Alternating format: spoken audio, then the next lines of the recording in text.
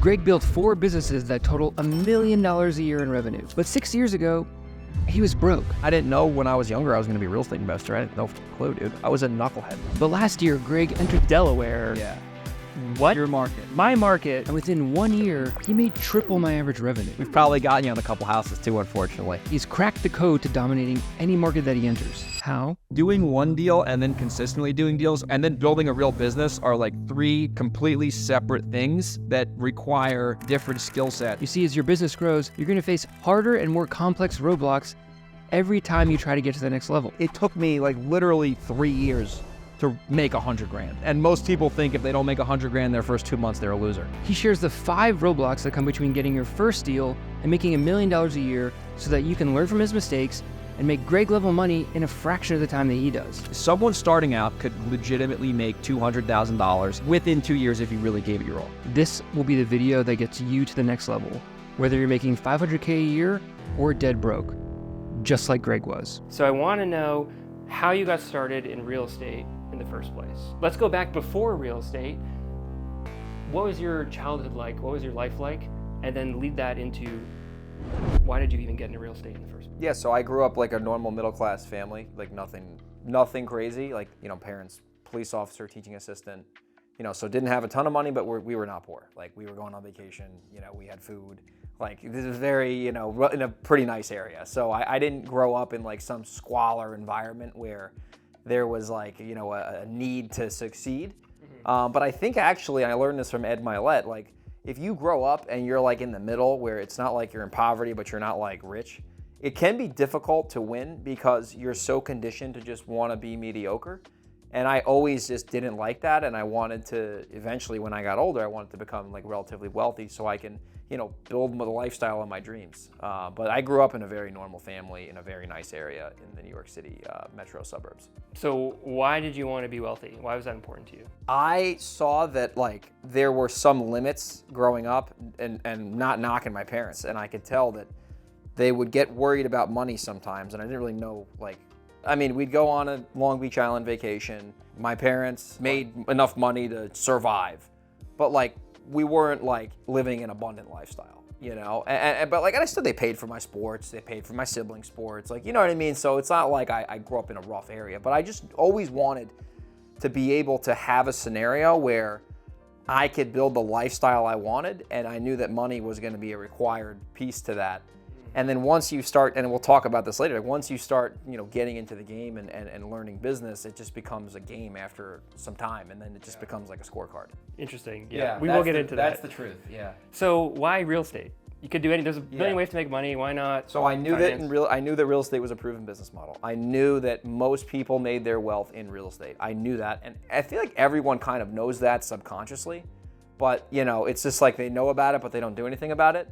And I kind of dabbled in like stock trading when I was like 20 years old. I like thought Wall Street was interesting and I did some investigating, but it just, I don't know, it just seemed like kind of complicated. And I knew like real estate, it's like, all right, you own the property's always gonna be worth something.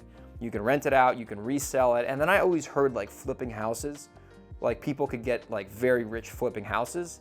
And this is while these TV shows were getting popular, and I kind of saw what some of these gurus were making, and I was like, oh man, like that seems interesting to me. And then it also just was a simple business. Like it's not like we're doing anything that's really complicated here. Like we're solving problems for a profit, right? And we're able to do that by getting good at marketing and selling. And you know, at that point, you can really kind of take your business and build it as big as you want to build it. Is there one moment you can think of, or one TV show or something where you're like, real estate? Yeah, it was in a seminar. I got a postcard in the mail, ironically. My friend sent it to me via Snapchat. So he got the postcard. He sent it to me like through Snapchat. He was like, there's a seminar coming to town, like one of these like get rich quick seminars.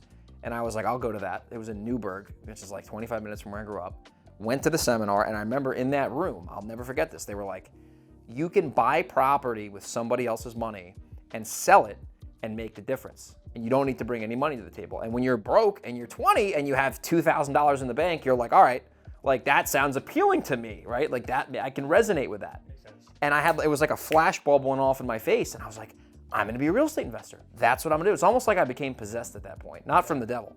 Yeah. But I was like, all right, I think this is exactly what, and I think I know this is what I wanna do. And at that point, that was day one. That was day one. September of 2015. You've been focused on it ever since. Ever since. That's crazy. Like a madman. Okay. Like a sick dog. So let's fast forward a little bit. How did you get your first deal? I got my first deal from putting out a bandit sign and having a motivated seller call me. Where was it? In Poughkeepsie, New York. It was on Glenwood Road in Poughkeepsie, New York. Gotcha. From a bandit sign. From a bandit sign. From a bandit sign. What else did you try that didn't work? Or is that the first thing you did that? The first thing I really did at scale was bandit signs because it was affordable. And that worked. Like, it got me money. I definitely made some money from bandit signs. Like, that worked.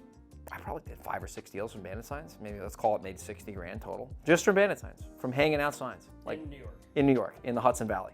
Gotcha. So it's a tough market. Yep. It's a tough market. So doing that in New York in 2016, 17, and pretty much 16 and 17, I did like the bandit sign stuff. That was how I got my first deal.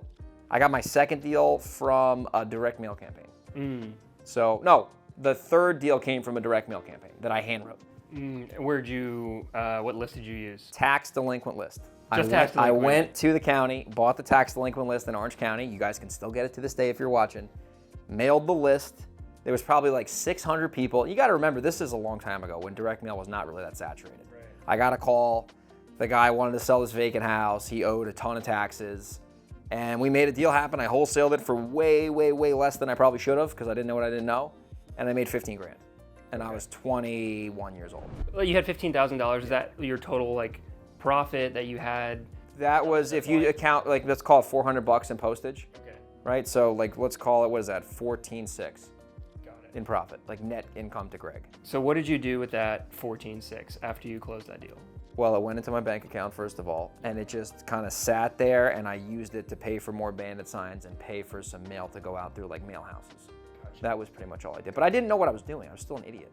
Gotcha. I had no systems. Like, it was just like, put out some bandit signs, get some calls, send out like 300 letters, which is like nothing, get a couple calls, and I was just kind of like really just treading water. You know, maybe every 2 or 3 months I would get another deal that I'd make 10 or 15 grand on. So it was enough money to where like I could show people that I was like doing something, but it was not enough income for me to actually like become established. It wasn't 6 figures. And it took me 3 years to make 6 figures in this business. 3 years to make 6 figures. And 6 figures is nothing, bro.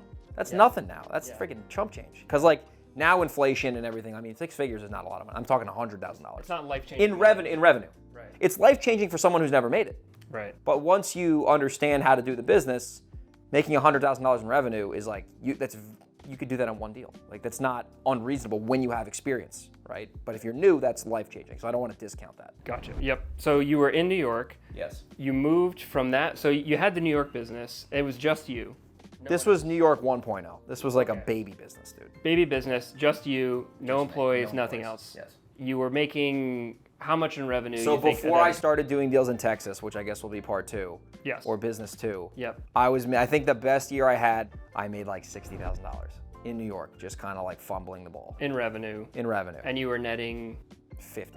Like I had no, like bandit signs are $400. You know what I mean? The mailers, when you're doing the handwriting yourself, postage is like $400. Got it. So pretty much netting it and no software subscriptions. It was all just gotcha. Profit. But it's like profit on $60,000 is like, it's not a bad income for someone in college. For someone in college, it wasn't bad. Yeah. Right? And you gotta, this was a long time ago too. This is almost 10 years ago. Sure, that's like 80 grand today. Yeah, basically. yeah, the inflation's crazy. So you went from New York and then you went to Texas. Texas. Yes. So let's talk about that. How did you get your first deal? Well, let's actually start. Why did you go from New York to Texas? So that's a great question. This is where it all changed for me. And then the second year, we'll talk numbers and reality. But I was having problems in New York dealing with attorneys. Because New York is like the hardest market to do business in. There's attorneys, you have to put big deposits down. If you don't know what you're doing, you're gonna get crushed.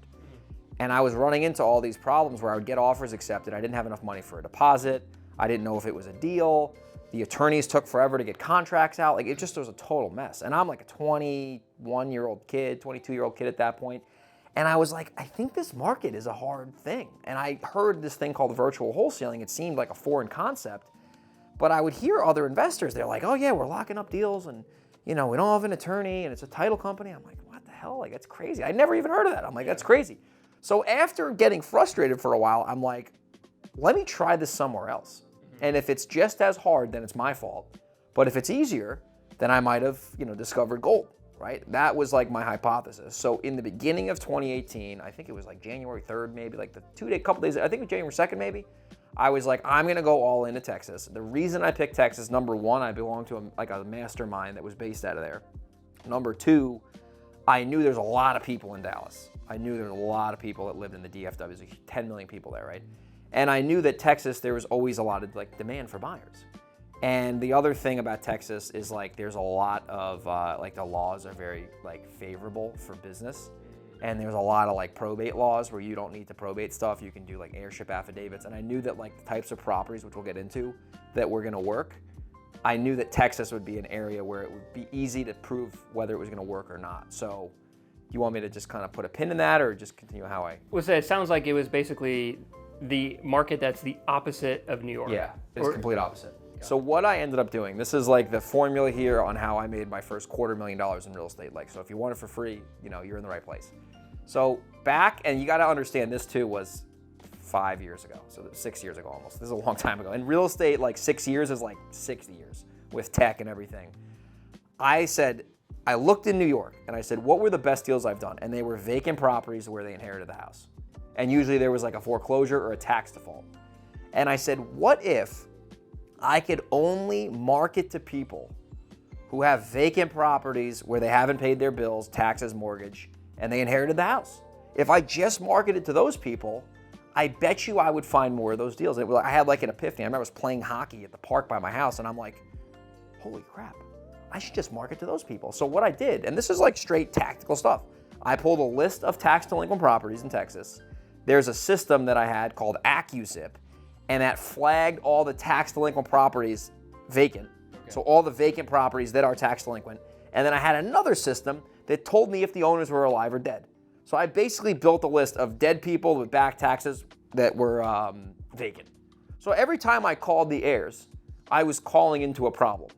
So I spent, this is real talk, 4 hours a day, every freaking day, making calls and researching properties to call. And every single day, I did that for 4 hours a day, like clockwork. Like I would not negotiate 4 hours, sometimes more. And after doing this for 2 months, I started to get a lot of leads. And people were like, yeah, I didn't know I owned that house. So what happened was I started calling into Texas, offering to buy someone's house that they basically didn't want or didn't even think they owned, giving them whatever, however amount of money on top of what they owed in debt. Right. And that resulted in me getting a great deal. And then I was like, okay, well, I mean, to get the deal, I don't know how to sell these deals. So there's a guy I met in the mastermind, and I said, hey, his name's Jason. I said, Jason, if I bring some deals, can we JV them, and you can just deal with all the back end stuff, and I'll just bring the leads, and we'll split it 50-50? Not a formal partnership, but just a JV basis thing. He said, absolutely. Brought him a house, we made 18 grand. So then I made, whatever, that's 9 grand. I got a wire in my account, never saw the property, never met the seller, straight up like Wi-Fi money. And you lived in New York? Lived in New York at the time. And then that was like deal one. Then we did one for like 29. Then I started pumping these things out. Like I had a system to where like I knew if I spent 4 hours calling, I was gonna get a certain amount of leads. I was gonna make a certain amount of offers. Now I started tracking, and as this is going on, I'm building my sales skills up. I'm studying sales training. I'm learning how to communicate. I'm reading books. Like I'm role playing. I'm getting involved. So I'm kind of compounding all these skills at the same time. And then probably, let's call that was in January. So by July, I made like $150,000, real talk. And I moved to San Diego because during that time I graduated college and I needed a certain amount of money in the bank to get an apartment in San Diego where I wouldn't feel like stressed. Yeah. And like once I hit that threshold, I'm like, I'm out of here, and moved and grew that thing to where like for 2 years or so, we were probably doing gross. And this is my like take home, like Greg take home, not like total gross. So that first year, that was 2018, like 250 of gross. Okay. Maybe 220, 225. I don't want to be one of these like bullshit real estate liars. 225. The year after that was like 325, so I made an extra 100 grand. And then ever since then, the income has like exponentially gotten higher because we've gotten better. Gotcha. But the point is, it took me like literally 3 years to make 100 grand, right? And most people think if they don't make 100 grand their first 2 months, they're a loser. That's insane to think that. Insane to think that, especially if you have no business skills. Right. What makes you think if you know nothing about making money that you would be entitled to make $100,000 in like 90 days? That is completely unreasonable. That's like you're a tennis player. If I were like, Tim, you've been playing tennis for 25 years. I'm going to kick your ass in 2 months in tennis. I've never freaking played tennis. Makes no sense. Right. Completely delusional. Right. I appreciate you saying that. Important context. You important are a good tennis context. player. Yeah, very You see me play tennis. Okay. He's pretty good. I'm just gonna like, I'm just trying to give you guys an extra game. Just don't want to accept my hospitality. He's looking at me and it's like, why are you laughing? And then he's looking at you. So, okay, so let's sum up the Texas business for a Yeah. minute. About 250 in revenue for the year. That was the first year. For the first It's year. 225. 225. I don't like inflating numbers. Like it was like 225. Okay, then roughly like $20,000 a month. Net was like 200 on that. Yeah. I netted like 200 grand that first year. So like 225 in gross, 25K in expenses. And like a $200,000 because I was cold calling and texting on my cell free. phone. It was like basically, and the data I paid for once. Like so I had like no overhead, you know. Got it. And that's with like throwing in my travel to New York too. So like in terms of like real like net, it's probably way higher than that. But like I put a lot of my personal expenses through my business, so I don't have to pay taxes. Government, if you heard this, sorry. So at the peak of your Texas business, what do you think your monthly revenue was? Gross revenue, roughly. 30 grand. This is my take home. Yeah, 30 grand. Because we were doing a lot of deals where we were making, you know, 25,000, splitting that down the middle. 35,000, splitting that down the middle. 45,000, splitting that down the middle. 50 grand, split that down the middle. That's 25 for me. And what did your partner do? He sold all the properties. He went on all the appointments. He told me if it was like a banging hot deal, and he put up half the money. Because like I said, I really made most of my wealth so far not wholesaling, which is counterintuitive, right? So once I realized I had money in the bank and I knew how to do this business, and I especially had the boots on the ground, we made the biggest pops closing on properties. Like I bought hundreds of properties. And you did what? What did you do with them? Put them back on the market as is. Maybe did a little bit of work, but nothing crazy. And what's the term for that? It's like a wholesale. Buy a wholesale property and put it on the retail market, and then instead of assigning it to somebody, you just sell it to like another buyer. So how much were you making wholesaling versus I would say wholetailing? back in Texas, our average wholesale fee was probably 25 grand, and our average wholesale profit was like 40, 45. So like you're making double the money, and like you're just because you're putting that property in front of the entire market versus a buyer's list of 500 people. Like if you can find a deal, I always tell wholesalers like you need to start buying properties. If you have the skill of finding deals, that is the hardest thing to learn. Everything else is like so easy. Closing on properties, it's like, You tell me that. He tells me I'm leaving money on the table all the time. bro, just give me the deals then I'll buy them for you, you know? I mean, Jesus. Partner up just like you do with Yeah. Jason, right? What lessons did you learn from New York that you applied to your Texas business to make more money? Yeah, so the first thing is you need to be really focused. I wasn't that focused in New York. By the time I started doing business in Texas, I had like, 2-3 years of experience. And I understood at that point when I started doing business in Texas, like I said, this was a while ago, focusing on the thing that actually makes you money, revenue generating activities. And in that event, it was calling and making offers. I didn't understand that when I started. I thought putting out bandit signs was productive, which it is, but it's really not because you can pay someone to put the signs out and then you take the calls, and you're gonna make the money on the calls, not putting the signs out. But the signs need to get put out for the call to get made, you know, if that makes sense. So I really understood that was in like 2018. Focus on the activities that actually generate revenue, and it's lead generation and offer presentation and follow-up. You do those three things well, consistently, it would be hard to not make money in this business. It would be hard. You'd have to really try to not make money at that point because you're like doing the shit that's actually gonna make money. So what did your org chart, or when I say business, I mean org chart, but what did your business look like in Texas at the time? Because when you were in Delaware, when you were in New York, it was just you. What did it look like Me in and Jason. Texas? Me and the guy I JV'd with, that was it. That's it? team. Yeah, no. Okay. Maybe a VA every 3 months to clean a list up. Got it. Yeah, dude. Like it was all me. It was all me till like 2021. Got it. Okay, so in Texas, what was your biggest challenge there? I'll tell you right now. My biggest challenge in Texas was being dependent upon somebody else. And there's nothing wrong with the guy I JV'd with, but I was leaving 50% of the profit on the table. And you know, I'm grateful for it and like it changed my life. But if I were to keep 100% of those profits by building out the back end, I would have done 600 grand the third year, right? But like that wouldn't have been that reasonable because you only have so much time in the day. And if I'm physically not there, it's difficult to really execute, right? You have to have somebody on the ground. if you want to virtually flip houses. Like, it's not practical to have nobody on the ground. Gotcha. You got to have a local person. How many leads did it take to get a deal? Like 10. 10 leads to get a deal. Because you were doing a... I was spending half the time researching. So when I made the call, it's like instead of having a shotgun, I had the best sniper you could ever think of. Because like, I'll give you an example. If someone has $30,000 in back taxes, the house is vacant, the owner's been dead for 10 years. If you get in touch with those heirs and they say yes, you know, you don't need to do much. I wasn't even that good at sales. You don't have to be that good at selling. You're basically giving somebody found money. Like, that's literally the business I built at the time. Because the biggest objection I used to get was, oh, I don't want to do anything with that property. I just forget about it. And I'm like, you literally have like $80,000 in equity. Like, would you like me to give you a check for this? I'm like, no, I just let the bank take it. Okay. That was the biggest objection I got. It wasn't your offer's too low. It was like, I don't want to deal with this property. Wow. You can't steer a parked car. The list is so targeted, but usually those lists are pretty small. What was the market size that you built this list around? The list I had was like 800 people. Where was it?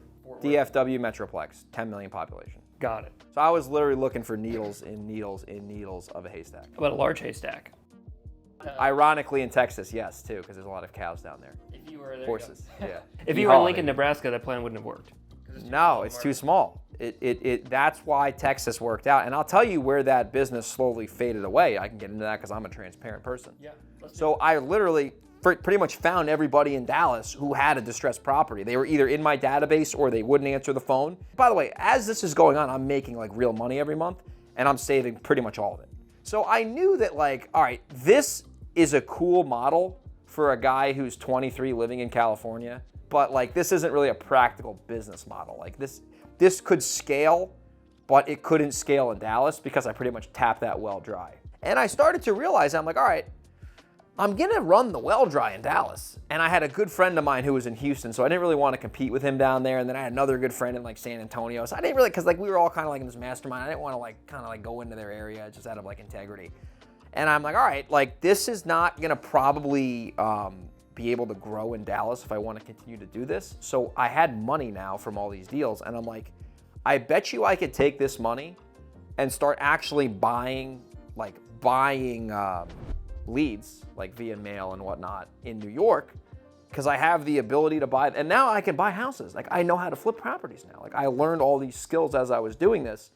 I can start going back into New York and I can start to, you know, do business the way I wanted to do it when I started because I actually have like skills, money, and resources now.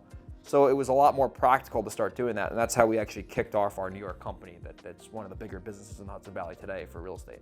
So we're going back to New York now. Yeah, and that's one of the, we're like probably the second or third biggest player in that area now. So what did you do differently the second time around in New York? So I had money, like real money to market, like $5,000, $10,000 a month. Like, you know what I mean? Like actual money to spend. I had the ability to buy houses and close. If you don't have that, it's very tough to scale. And I had, you know, a lot more experience.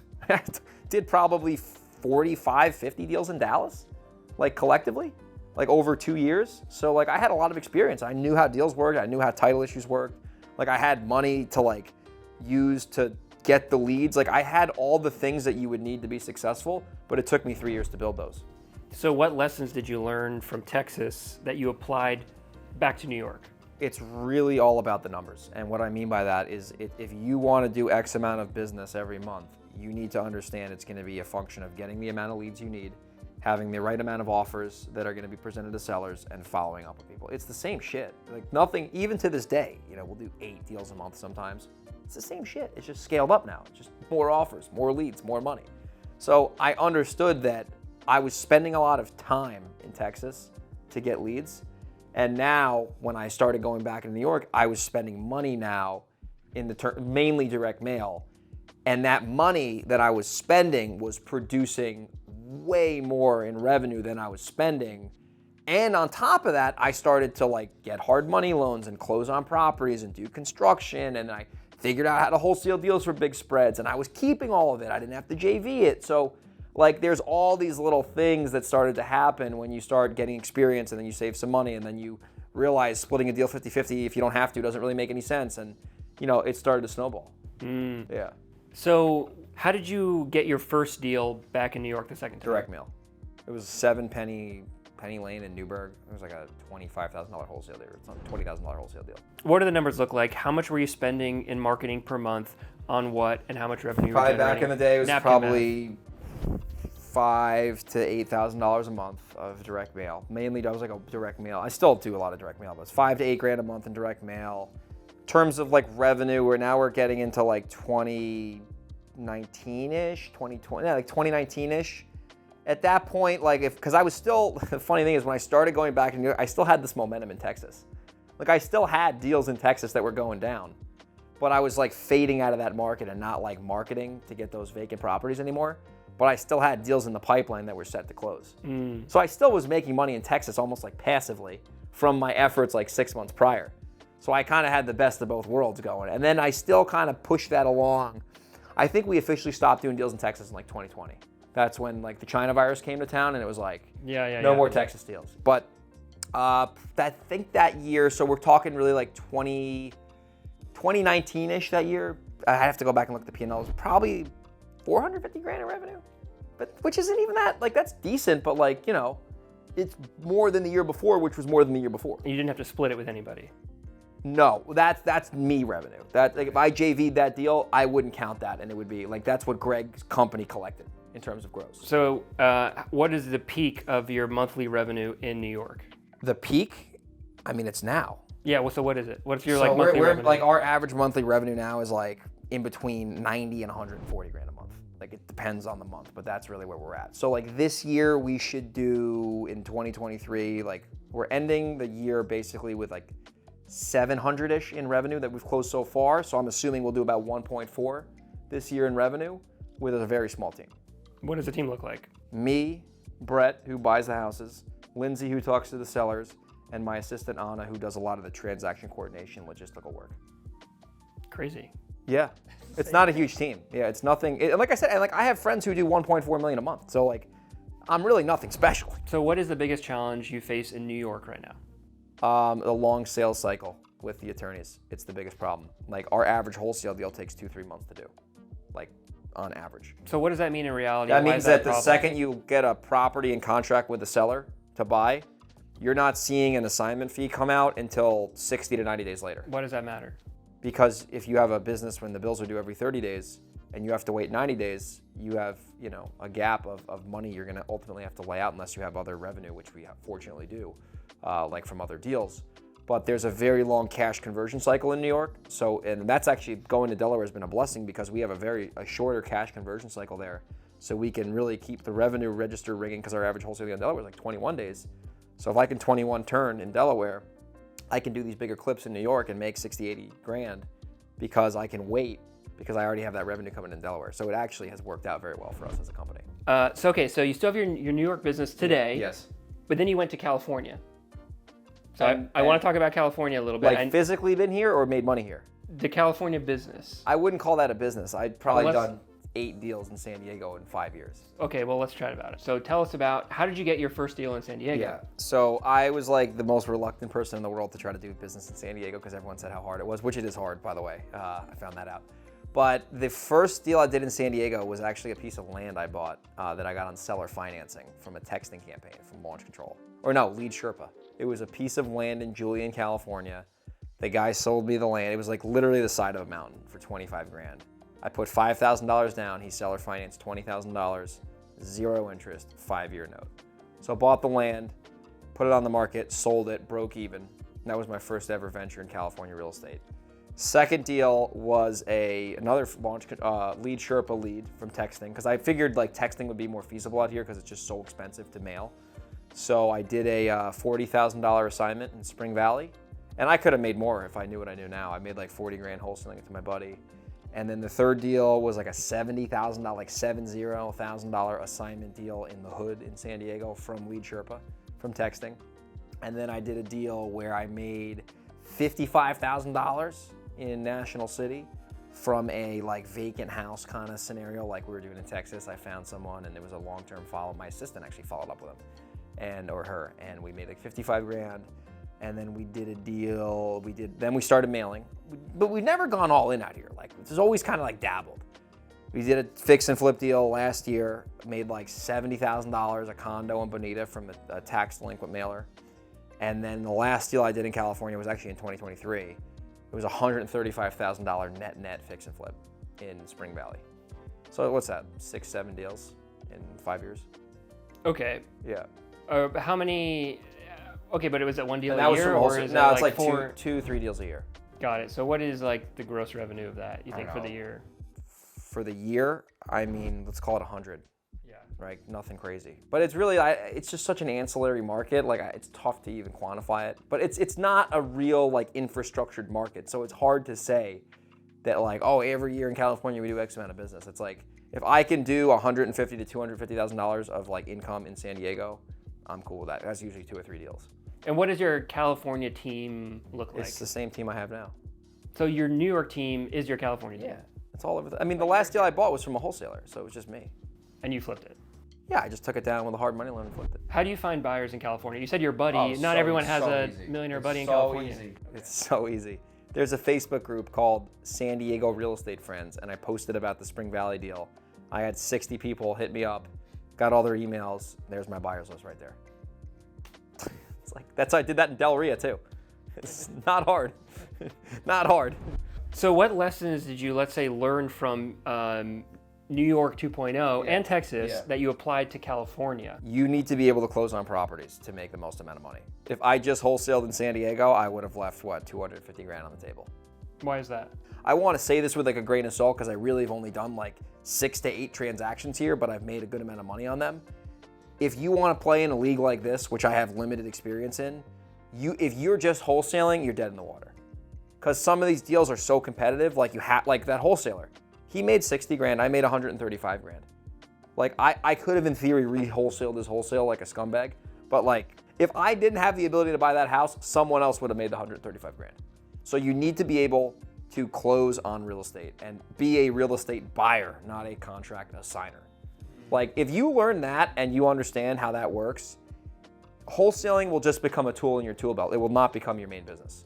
Got it. What's the biggest challenge you faced in California? The numbness that sellers have to marketing because they know they're sitting on gold. You got to understand, San Diego County is the median house price here is probably $900,000. And generally speaking, our business as an industry, we're in the needle in a haystack business. We're trying to find a discounted piece of property, which is not easy. So if you stack that on top of San Diego, California, you're really, you're putting a message out that a lot of homeowners are numb to, because especially in California, the sellers are going to put their house on the MLS. And they might not be geniuses, but they know that their house is worth a lot of money. New York is it's not the opposite, but you have expensive properties and very savvy people.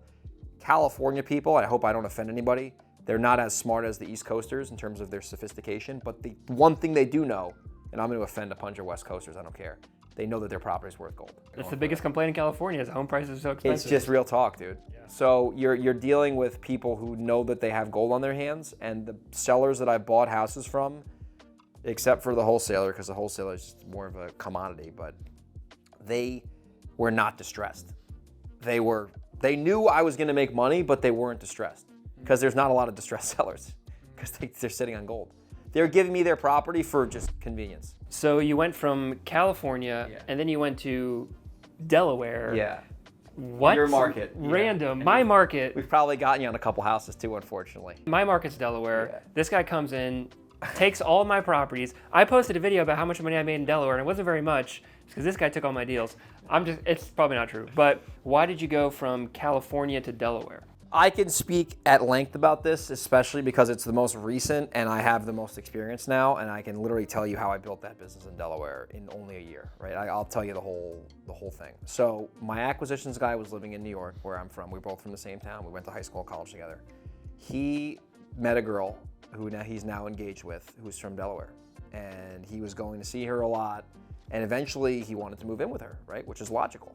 So he told me he was buying over the phone regardless, so I don't care. He could live in Tahiti, it doesn't matter to me. So he just moved to Delaware. It was just regular business as usual in New York, because we've always done it virtual. And as he was like, down there, I was like, hey, we should consider maybe doing some business down. If you're local, it's like, why not? So we did a little bit of text message marketing to like a property lien list on PropStream, like nothing crazy. We ran into a deal in Bear that I actually bought. My first deal in Delaware was a fix and flip because the deal was too tight. Like the guy wanted too much money. And how did you find the first deal? What marketing did you use? It was text messaging. Got it. Launch control. Yeah. But anyway, I bought this house. I ended up breaking even on it, and I was a little pissed because it would, cost money and time, and it was basically a free deal. So I was like, is this a good idea to do another market? Like, we're making all this money in New York, and I'm doing deals in San Diego here and there. So then we did a deal with you, actually, that one in the hood with Roy, and I made like $3,000. So after those 2 deals, I was like, is this a distraction? Like, we're spending money here. I was a little kind of reluctant, and then we ended up getting a property, and it wasn't selling because it was a beat-up property. And I told the seller, I was like, hey, can we just get a lower price and just buy it cash? I was gonna fix and flip it. I already had the contractor already started the work. So I paid the contractor like $1,500 to start the job. And I'm like, I wonder if I can just wholesale this. I didn't really know that area. It was like Kent County. I ended up wholesaling it for $15,000 in 2 hours. And I'm like, all right, well, I kicked the contractor off the job, paid him for what he did. So it was like $1,500. I ate it. And we made 15 grand in like 2-3 weeks. And I'm like, holy shit. Like, we just made $15,000, no bullshit, no like lawyer garbage like in New York. And then we started going hard into the online marketing stuff. And then we started mailing hard, like niche mailing down there, like niche mailing online marketing. Same as your sniper list in Texas. Yeah, like very niche stuff, tax delinquent But inheritance. Delaware's smaller than the DFW area. Much smaller. It's 1/10 of the size. So wouldn't that strategy not work then? No, mail. Like that was calling DFW. We're mailing like the tax delinquent, the probate list. Like we're mailing all like the niche lists. Oh, you're not mailing the niche list. No. We're mailing all of it. Yeah. We're mailing everyone. We're like 8,000 mailers a month. How much does it cost to mail one piece out? Are you postcarding or? We're doing both. A letter is about 85 cents, and a letter's about 90 cents, and a postcard is 49 cents now. So direct mail has gone up substantially, which is good because it's driving competition out because they can't afford it. What's the difference between a postcard and a yellow letter? In theory, a letter should have a higher response rate, but really, in reality, it's really not the case. So you're better off just sending postcards. Unless the response is way better and your leads are better, but I haven't really found a big difference. But you're testing it out still. Yeah, I got to go back and look, but like our postcards pretty much perform the same as letters, and they cost 25% cheaper. So anyway. So we started pushing big online marketing there, PPC, your favorite, and like mail, and we started to learn the market there. We started to learn the market. We started to know who the buyers are. We met a couple big players. We started doing some wholesales, making big spreads like $30,000, sometimes $35,000, $40,000 spreads. And every month we've been operating there, we've done more business. We've put more back into marketing. Brett goes on appointments. I remember we did a deal in Delaware City. We made $38,000. And then we started buying properties down to flip. That's like our thing, and rentals in like the whole Delaware area now. So what is your cost per deal? My cost per deal in Delaware right now is around $6 grand. $6 per deal. And how much are you making? On average, if we're wholesaling, we're making about $25,000. And flipping? Flipping, let's call that $35,000. So it's really, we're making pretty much more money wholesaling than flipping right now, which is funny. Right. Transfer tax in Delaware is brutal, dude. Yeah. Because a lot of the gross looks great, but when you net out the HUD, you're like, holy shit, like, just paid 12 grand in transfer tax. It's like having 2 realtors. But that's something you wouldn't know about that unless you were in Delaware. Like, it's like a real problem. It's like 4%. 4% of the sales price. Yeah. And if you're paying all the closing costs, you're basically hiring a realtor to sell your house. Mm-hmm. It's like paying a realty commission. It's crazy. Right. You okay. know? And what % of deals are you flipping versus wholesaling, roughly? Wholesaling 70% of deals in Delaware and flipping 30%. Gotcha. Okay, makes sense. So what lessons did you learn then from California, from Texas, from New York that you applied to the Delaware business? You have to get boots on the ground. And preferably in this case, it's a team member, not a JV person, right? The second thing is you need to not go all into marketing in the beginning, because if you don't like the market or it doesn't work, you're going to be out a lot of money. You're going to be really pissed. So we tiptoed into Delaware, and now we're scaling. I don't like using that word, but we're like doing a lot more business there, and we're spending a lot more money. But we validated the market first, did a little bit of deals, got some experience, learned the players, and once we had some pretty good feedback, then we started spending more money in marketing. And you gotta understand, if you're wholesaling, who are the buyers. And if you're in Delaware, you go to the REI Facebook group. There's like 2,000 people in there. If you have a deal, you'll sell it in there for free. That's what I did. Dude, literally, that's like, you just go in that Facebook group and you'll get it. Like, and there's real buyers in there too. Like, because Delaware's small. Like, there's not a lot of hosers, you know? Everyone knows each other. Everyone knows each other. So it's like the easiest place to like wholesale in my opinion. Like, Delaware is one of the easier markets. So what kind of New York is tougher. New York is harder. Oh, for sure. What kind of revenue in Delaware are you doing per month? So per month, I mean, I'd have to go back and look because we have the two markets. I would say on average, we're probably like 30 to 40 grand a month in Delaware right now. And what does the profit on that look like? Our profit margin for our company overall is about 38%. So let's just use that to, you know. That's like 38%. 38% of 30 grand is like $12,000 net per month. That's in one area, and we're, you know, in two areas. Gotcha. Yeah. Gotcha. And we're still making more money in New York currently because we've just been there longer. But Delaware is actually catching up now. Like, it's starting to become now where I'm like, well, like we're actually like doing a lot of deals in Delaware. Do you think it will catch up? It's not as big a market. I think it will definitely catch up to New York, and it'll become at least 50 over time. So what is the biggest problem you face in Delaware now? The biggest problem in Delaware is I still think it's being a little naive to that market. I think there are some properties that Brett and I have followed that we might have lost to other competitors, or maybe the seller put it on the market and we could have the opportunity to buy it. And we were talking on the phone today, and like there's some properties we could have bought, and like we could have bought it for like, I think one of them we could have bought for $260 and sold for $370, and we just didn't think it was a deal. We offered $200. So I think it's being naive with the market, and that's just going to take time. That's the biggest problem. I mean, there's obviously other problems, but I would say like the biggest one is still not knowing, especially the retail market there. Because the wholesale market I know pretty well, but there's definitely some opportunities where we could have bought some deals that we would have made money on that we decided to pass on because we just didn't think it was going to be. Because it's hard to believe that in Delaware you're paying $400 grand for a house now, which is the reality. Right. In a lot of areas, Right. which is insane. If you've been to Delaware, you know what I'm talking about. Yeah.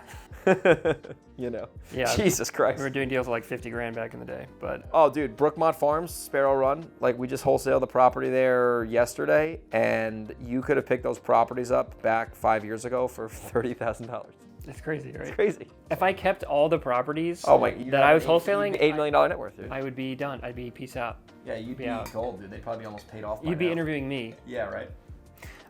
Last couple questions here. What's the next thing for Greg? What's the next step? The next step is like, I want to just keep buying rental properties, which we never even talked about in this video, which is really where the majority of the wealth I have is in. My passive income is lower than my current expenses. I see a lot of people make that mistake too. They flip houses, they make a bunch of money, which is great. They have no assets, and they have to keep on that hamster wheel, which is like what wholesalers don't want to, you know. YouTubers, we don't care about wealth. We just want to know what we can put on the thumbnail that looks good. Dude, the most of my wealth is from rentals. It's not liquid cash. The rental properties are where you can become a multiple 8-figure, 9-figure kind of ish person over time, is from buying and owning assets, bro. That's what I've been focusing on now. So right now I have 5 properties that I own. I'm really focusing now on rental properties and growing our active business. Like, I want to get to the $2-3 million annual basis in our company within the next 1 to 2 years. What advice would you give 20-year-old Greg looking back? I would say you should hang around more successful people faster. And I would say you need to commit to becoming a master at lead generation and deal analyzation.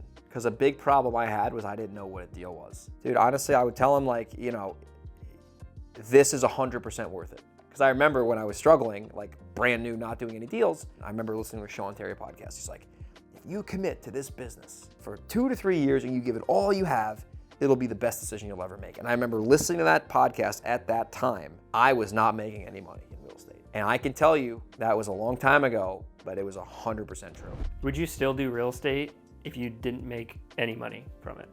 Like, what do you mean if I think a better question would be, and I'm sorry to call you out, is if I had enough money, like where I had $50 million in the bank, would you still do real estate? Because if there was no money in real estate, no one would do it. That's like saying— That's part of the game. Yeah. Yeah. So yes, if I had $50 million in the bank, which we'll get there eventually, I would still do deals 100%. I could stop doing deals now for like 4 or 5 years and like be good to go, especially with the rentals. Dude, I would lose my mind. I always say I'm hungrier now than I was when I started because I see the potential and I see what is capable. I think you treat real estate like a sport in a way. You're a sports guy. You're wearing a sports hat right there. Yeah. And I agree. I think business is a sport. It's a scorecard. You're doing it for fun, to win, because it's a game. You need money in the beginning to pay your bills though. For sure. That's huge. Yes, but in the scenario of, hey, I made $50 million, why am I still doing this? Like, after you make 200 grand a year, like, how much more money do you really need? Well, it's not about that. It's, you like to play the sport for the sake of playing. Yeah, it's No fun. one would be a professional hockey player or a football player if they didn't keep score. Exactly. A-Rod, you know, year 10, he's probably worth $100 million, and the guy probably played 20 years in the league, and like he didn't need the money. Right. Like Aaron Rodgers is on the Jets now, like guy's worth hundreds of millions, like he doesn't need to play football. Like Tom Brady played for 20 plus years, he doesn't need, like it's not about the money, it's about the process, and it's about just getting better. I think human beings were meant to work. I think we're meant to work and do things that are meaningful, and I think that this whole idea, and like listen, I've done the, fly on the private jet and the, go to Dubai. Like I've done, and I like that shit. Don't get me wrong, I like that shit. But sitting on the beach doing nothing would make you miserable if you're a true achiever. If you're not a true achiever, that's okay. You can use real estate as a vehicle to be the end game, and you want to hang out with your family all day. I think that's very noble and reasonable. But I think this whole idea where I'm going to flip houses and I'm going to get enough money to buy rentals, and then I'm going to buy rentals and I'm going to sit on a beach and do nothing, I think that's complete shiitake for most achievers. You think you want it, but you really don't, right? You just want to keep growing. Yeah, I love that. Last question here. You talk about. This is the third time you said last question. I know. That's how I keep them not running out of the like interview. a gerbil on a hamster wheel for cheese. I feel like I'm getting interviewed by like Anderson Cooper on CNN or something. Jesus. You talk about personal development. How has Greg grown from when you started real estate to now? Like, how do you act differently in your life? So I'm a lot more empathetic with people. I'm a lot more calmer. I used to be like a huge hothead. I still am a hothead, but I'm much better. And I learned through failure and pain to not do that. I think having a routine that is doable and not some like I'm gonna rub my nipples for 10 minutes in the morning and sit in a cold shower for 25 minutes. I think having a small routine that's doable every day is very helpful for personal development.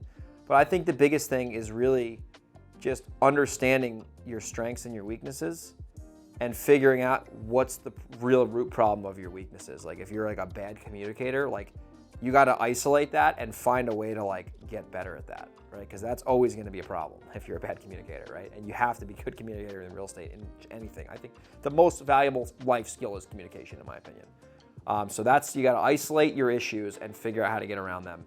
And the second thing I say that I do that's one of my superpowers is I'm very good at reflecting on stuff. And that's how I've grown the business every year, is by like every week, I still do this to this day. Every Sunday, I literally look at the highlights of the week. I look at the problems that happen. This is just in the business sense. I do this in my personal life too. The problems in the business, and I figure out what is the root cause of all these problems. How do we get around these problems? And what did I learn this week that I can take into next week? I've stacked that up 3-4 years in a row, every fucking week. You do that for 5 years, I mean, you're gonna have some fucking good data, right? And just real-time feedback, honestly, getting kicked in the nuts. I mean, that's the reality on some of these things. Like, you're gonna have to do bad deals. I've been in very stressful situations in this business, with properties and stuff, and just doing a bunch of stupid shits, and just, you need to kind of go through that sometimes. But I think overall, just if you have the right attitude and you can get and you gotta commit and go all into this. You can't just it's a lifestyle. It's not like the way you think, who you hang out with, what your beliefs are about the world. Like, all that has to change in order for you to become successful. Like, you can't be the same person you were when you started, and you can't expect you have to change your whole belief system and who you hang out with. And you don't have to fire all your old friends from high school either. You can still have those as friends, but you probably don't want to spend all day with them. You probably want to spend maybe once a month with them. You want to hang out with people who, and another thing too with me is I've hung out with people who always made more money than me, right? I saw that as a standard. Like, oh, this guy's making twice the money I'm making. I'm gonna hang around him, see how I can help him and how he can help me. And I've been very good at that. Been very good at doing that. Just hanging out with people who are, almost make you a little uncomfortable, but then eventually you kind of catch up to their level, and then you're both, teaching others. It's pretty crazy. I appreciate this, man. This is great. Fun. You really kind of cracked me like a walnut on this interview. Okay, actual last question. What is the greatest reward of this business? Dude, it's seeing your potential and what you can become. 100%. That was an easy answer. It's like, dude, seeing what you actually can achieve is the greatest reward. And money is a byproduct of that. But the fact that you can go, and listen, I'll be honest, I was raised in a really pretty good environment, so and I went to college and I stayed home. I had some advantages, and I'll be the first one to tell you that. Like, stayed at home, didn't get in student debt, so there were a lot of things that were in my favor, and I'll be real about that. But starting out as a broke kid with no money and being able to grow a real estate business and just seeing that potential and seeing that other people can do that, because I've helped people similarly grow, it's the coolest thing ever. Like the human evolution of growth. And even I'll use Brett. I'll just put Brett as an example. Started working with me. Was in an interesting financial situation, and now he has become, you know, very successful. And just being able to like say like, oh wow, like he works with me on my team, and he's turned his whole life around financially. Like, and now he's flipping properties in Delaware with me as a 50-50 partner on some deals. And like just being able to see how, and as this, it sounds like it's about me, it's not. Seeing how my influence can change someone else's life, and seeing how powerful that is now, and then multiplying that times 2 other people. That shit's crazy. Because it really, then you're like, oh wow, like this is interesting. Like what I'm doing is rubbing off on others. And then they're raising their standards. And then the people that are hanging out with them are raising their standards. It's just a huge ripple effect. Love that. You know what I mean? Like that shit like is interesting. Like, cause I almost forget about that sometimes. Like I'm just like, oh shit, you know. It's only gonna get bigger. You just look back and you're like, oh man, like, but like but it's all about like, you know, I'm very grateful that I really do love this business. I love the business. And some people don't love the business, and I respect that, but I really do enjoy the real estate deal making business and the rental business. And there's always problems, there's always drama, a lot of work, a lot of stress, but I love it, man. And I didn't know when I was younger I was gonna be a real estate investor. I had no fucking clue, dude. I wanna play hockey. I didn't know this was gonna be my business. I had no idea, you know? So it's just interesting how that all kind of fell into place. Yeah. You know, and you become like some, you know, you get a podcast and you know, start doing, it's just weird. Like I didn't really set out to do this, which is the weird part about it. Like I wasn't in like high school like selling shit to people, or I wasn't like, oh, I'm gonna be a business owner. Like I had no fucking clue, bro. I was a knucklehead, bro. I had bad grades, college, not in college, I had good grades. High school I had bad grades. I was always a little bit of like a slacker and things, but I was always super fucking motivated if I liked something. I was a savage with it, like hockey, snowboarding, skateboarding, lacrosse, whatever. If I like something, I get sick at it. If I don't like something, I'm like, punt it, bro. You know, that's my personality style. I think a lot of entrepreneurs can relate to me there. Not the same way. Yeah, dude, it's bad. B student. I'm like 80-20 all day long, bro. Like I'm more like 95-5. Yeah. But this was a great, you know, kind of reflection of the process, and I really appreciate you, you know, interviewing me. I always forgot there was a camera in front of us, and I'm really excited. Staring intently into your soul here.